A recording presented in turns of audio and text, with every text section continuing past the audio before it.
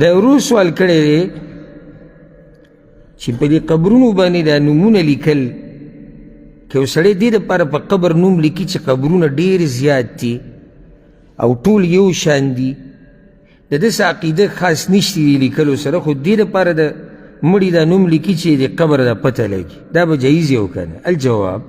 دا خبره ما څو پیرې بیان کړې ده چې اصل دا دی چې په قبرونو لیکل څه دي حرام دي او دې باره کې مشهور حدیث دی جابر رضی الله عنه نهى النبي صلى الله عليه وسلم ان يجسس القبر وان يقعد عليه وان يبنى عليه وان يكتب عليه رسول الله وسلم منع کړی چې قبر به سیمټي کېنه په قبر به کېنې نه په قبر به آبادي نه جوړې او په قبر به لیکل نه کړي دا لیکل عام دي نو جمهور العلماء دا وایي چې په قبر باندې لیکل دا مکروه دي لکه امام مالک مذهب والا امام شافعی مذهب والا امام احمد بن حنبل مذهب والا خو یو قول بل دی چې هغه د احناف علماو دی او نور بعض علما د هغوی دا قول دی وایي که چېرته حاجت ورته یي نو بیا پرې لیکلی شي اوس دا حاجت څه دی لکه چې دا قبر پې معلوم شي قبر پې معلوم شي نو انشاءالله زموږ به خپله مې زړه په دې قول مطمئن دی چې ګنجایش به یي د دې خو د هغې به یو څو شرطونه وي اولنې بله څه نښه به نه ایښودی کېږي لکه اوس رسول صلی وسلم د عثمان بن مدعون قبر خوا کې کاڼی کېښو چې به دې زه د خپل ورور دا قبر پیژنم صحیح شو نو دی اوس وایي چې یاره که دا کاڼی من کېدو نو ډېرو خلکو ایښودي دي یا خلک یې اخوا دېخوا کوي که بل څه نښه کېدو هغه رانم خلک ګډه وډه کوي نو د دې د لاسه موږ نوم لیکو یوه دا به اولنی شرط وي دویم صرف نوم به یي صرف څه به یي نوم تاریخ وفات او تاریخ شهادت او یا ایتها النفس المطمئنه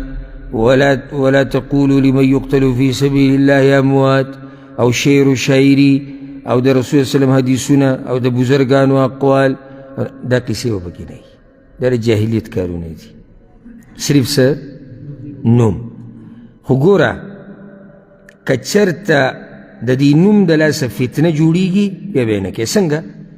لکه اوس یو سړی مړ شو مشهور سړی دی نیکعمله سړی دی او کسان وایي د خپلوان یا کشران چې یاره موږ د ده په دې قبر باندې صرف نوم لیکو چې دا قبر یې معلومي او یاره دا ده که د ده دا قبر معلوم شو نو دا خلک راځي د ده نه برکت غواړي او د دې قبر ته کښېني نو څه کول پکار دي دا نوم پې مه لیکه بلکې داسې قبرونه پرېږده چې هیر شي د خلکو نه ډېرو صحابه کرامو او د دین مشرانو هغوی په خپله دا وصیتونه کړي دي چې موږ داسې ځای کې ښخ کوي چې زموږ پته هم ونه لګي بیا د ډېرو انبیاو قبرونه د ډېرو صحابه کرامو قبرونه د ډېرو نیکانو خلکو قبرونه دا چاته نه دي معلوم په هغه ټیم باندې سلف صالحینو دین مشرانو هغه په خپله د دې خلکو نه هیر کړي دي چې دلته فتنه جوړه نه شي او زموږ په ملکونو کې خو ښه وله زور ورکړي چې غواړي چې یو څه جاښه جوړه شي دوی دلته غواړي چې تجارت څه شي تجارت سټارټ شي که نن مې پکې لا یو بله ولیده وي شلوار والی سرکار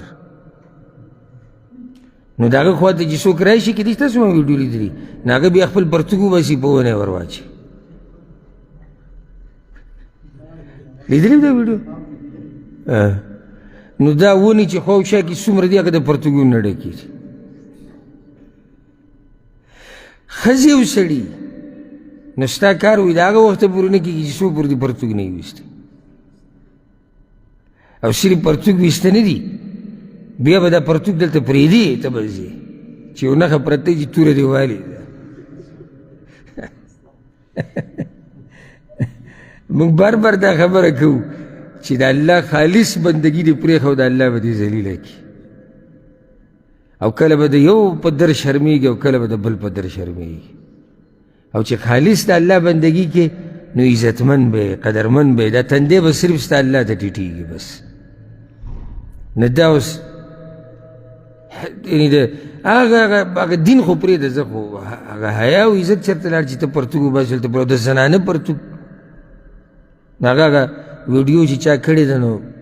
دې ونو ته یې داسې دا کیمره تاو کړې دا ونې ډکې دي دې پرتوګونو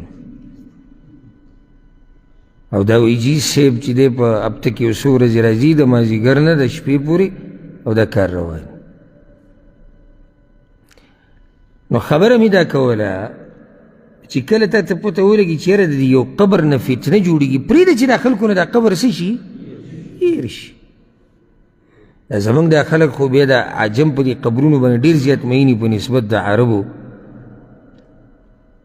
دلته د مکې او د مدینې په منځ کې د رسول صلی الله علیه وسلم د والدې قبر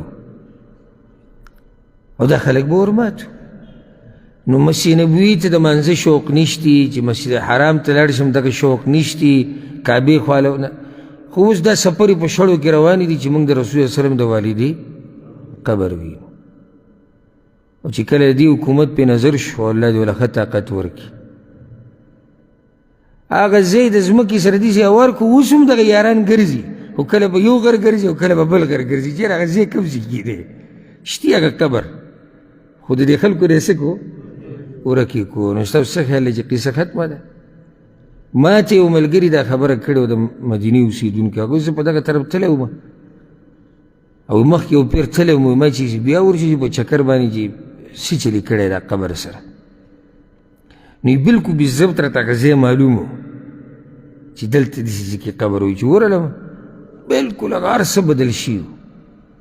او چا ګڼه یو ځای کې جوړه کړې ده بل ځای کې ګرځي او څوک بل ځای کې ګرځي او چې چا څه ووایي چې دا ځای ده یو خلک ورته پراته وي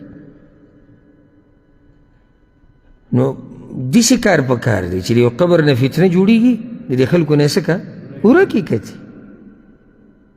د کمې ونې لاندې چې رسول صلی الله علیه وسلم بیعت کړی صحابه کرامو سره وروسته به خلک راتلو بیا هغې له